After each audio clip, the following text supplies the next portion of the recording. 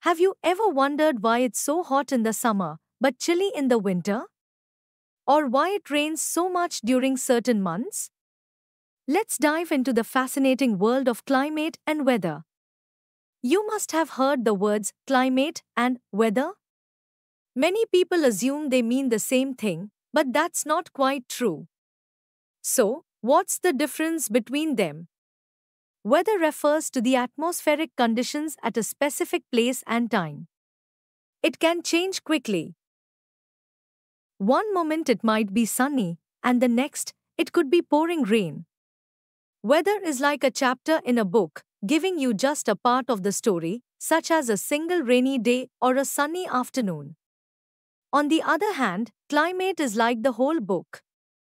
It gives you the bigger picture by showing the overall story of weather, but over a long period, usually 30 years or more. For example, if we say India has a tropical climate, we mean that over the years, it generally experiences warm temperatures and significant rainfall. Now, let's understand the elements that make up weather and climate. First, temperature. This tells us how hot or cold it is. For instance, Rajasthan can reach up to 50 degrees Celsius in summer, while Dras in Jammu and Kashmir can drop to minus 45 degrees Celsius in winter. Second, humidity. This is the amount of moisture in the air. High humidity can make us feel hotter and stickier, while low humidity feels drier and cooler. Third, atmospheric pressure. This is the weight of the air above us. It influences weather patterns, like whether it will rain or be sunny. Fourth, wind. Wind can change temperatures and weather conditions quickly. For example, the low winds in northern India can make it feel even hotter during the summer. Fifth, precipitation. This includes all forms of water, like rain, snow, and hail. India experiences heavy rainfall during the monsoon season, which is crucial for our agriculture. These elements interact in complex ways, creating different weather patterns and climates across India and the world. Moving on to India's climate, India is unique because it has many different climatic zones. From the hot deserts of Rajasthan to the cool hills of Jammu and Kashmir, each region has its own climate characteristics. For example, in Meghalaya, it rains a lot, over 400 centimeters a year. In contrast, Ladakh and parts of Rajasthan receive less than 10 centimeters of rain annually. Now, what influences the climate in different regions? Here are some key factors. First, latitude. The Earth's curvature means areas near the equator receive more sunlight and are warmer, while those near the poles are cooler. Second, altitude.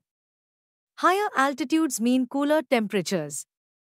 That's why it's often cool in the hills, even during summer. Third, distance from the sea.